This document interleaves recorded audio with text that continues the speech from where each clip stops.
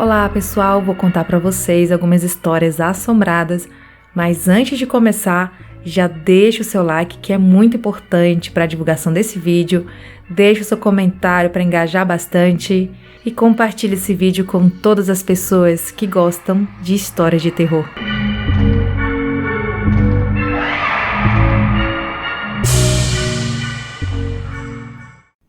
A Sombra.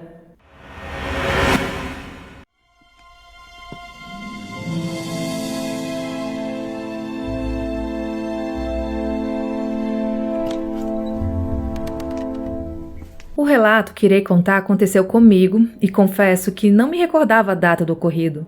Daí eu perguntei à minha prima, que também presenciou, e ela disse que isso aconteceu no ano passado, ou seja, 2021. O meu avô materno tem uma chácara e, aos finais de semana, a minha família toda costuma ir para lá. Há muitas camas na casa, mas eu e a minha prima, por sermos muito próximas desde a infância e termos quase a mesma idade, preferimos dormir juntas na mesma cama.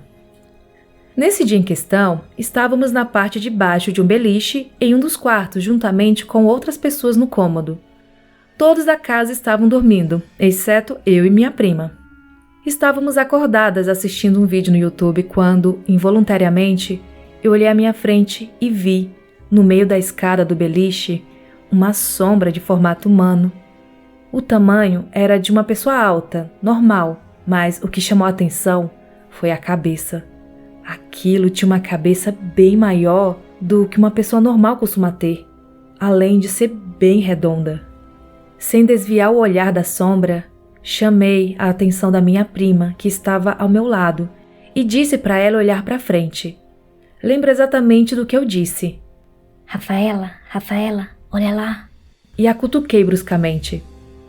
Nesse momento, ela olhou na direção que aquilo estava. Acompanhamos com o olhar a sombra passar na nossa frente. Na hora não sentimos medo, acho que devido ao choque. Mas hoje em dia eu não consigo olhar muito tempo para o quarto em que vi a sombra e nem fico lá sozinha, principalmente à noite. E assim que nos acalmamos, eu perguntei a essa prima o que ela tinha visto. E ela descreveu exatamente o que eu vi. E olha que eu nem tinha contado a ela o que eu tinha visto. Depois desse dia, ela relata ter visto sombras e vultos. Sempre que vamos falar daquela sombra, nos referimos a ela como o cabeçudo. Recebi esse relato no direct do Instagram, foi enviado pela Ana Júlia.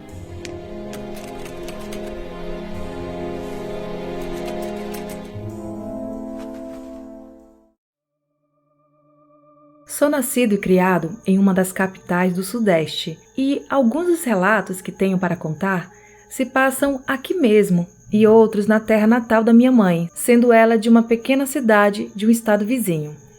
A princípio, vale informar que sou cristão de berço e meus pais se converteram em sua adolescência. Eu nasci na igreja, mas confessei a minha fé aos 12 anos de idade. Hoje tenho 23 e sigo firme na minha fé. Não me considero uma pessoa de alta sensibilidade espiritual no que tange ao sobrenatural, tanto que as histórias a seguir não foram vividas por mim, mas todas marcaram a minha vida tão profundamente que lembro de cada detalhe das narrativas. O Cavaleiro na Escuridão. Isso aconteceu no fim dos anos 60, no interior de Minas Gerais. Essa história foi relatada pela minha avó materna. Nessa época, minha mãe não era nascida e meu avô era um comerciante de certa influência na região. Sempre muito destemido e, a meu ver, até um tanto arrogante. Passava a maior parte de seus dias cavalgando entre os povoados vizinhos, levando mercadorias para vender, sempre ostentando na cintura um facão e um revólver. Em um fim de tarde, após concluir o negócio numa cidade vizinha, ele foi convidado para passar a noite na casa de um parente e partir apenas pela manhã. Porém, tomado pelo sentimento de orgulho e não querendo ter que dever algum favor a alguém, recusou a oferta. Selou seu cavalo e partiu já quase escurecendo. Mesmo sendo um povoado vizinho, a distância que deveria ser percorrida não era pouca. A viagem duraria pelo menos 3 horas. A estrada pela qual ele seguiria a viagem não era regular, possuindo vegetação alta em quase toda sua extensão, e cobria a luz da lua, deixando pouquíssimas clareiras que se alternavam pelo caminho. Como era de se imaginar, numa estrada secundária no interior do país, nos anos 60, não havia iluminação pública. Era nítido o quão perigoso o caminho era, mas, mesmo assim, ele insistiu montando em seu cavalo e adentrando a estrada em meio à mata. Com o passar das horas e seu destino ficando mais próximo, mais ou menos pela metade do caminho, ele se aproximou de uma clareira onde a estrada se afunilava. Foi ali que ele notou uma figura ao longe. Era como uma sombra afundada na penumbra, que tinha a forma de um homem alto que vestia roupas pretas sobre um cavalo negro como a escuridão. Ao se aproximar um pouco mais, a imagem foi ficando mais nítida e ele teve certeza de que se tratava de um cavaleiro. Colocou a mão sobre a arma e continuou a se aproximar, até que, em determinado momento, seu cavalo simplesmente parou e se recusou a seguir em frente. Nesse instante, senti um frio tomar conta de todo o ambiente e um calafrio subiu pela espinha. A criatura, que até então estava imóvel, soltou uma gargalhada.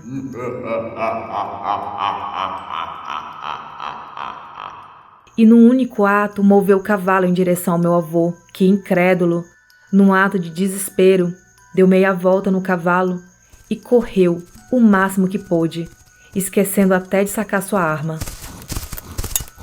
Após cavalgar-se em direção e sem olhar para trás por alguns minutos, finalmente teve coragem de checar para ver se aquela coisa ainda o perseguia, constatando então que na fuga havia se perdido. Seguindo um pouco mais, chegou na entrada de um sítio onde viu alguns lampiões acesos. Entrou e pediu abrigo ao dono, um senhor muito bondoso que consentiu e o acolheu por aquela noite. Sem dormir um só segundo, meu avô se levantou assim que amanheceu, agradeceu a hospedagem e partiu em direção a seu povoado, contando esse relato somente para minha avó.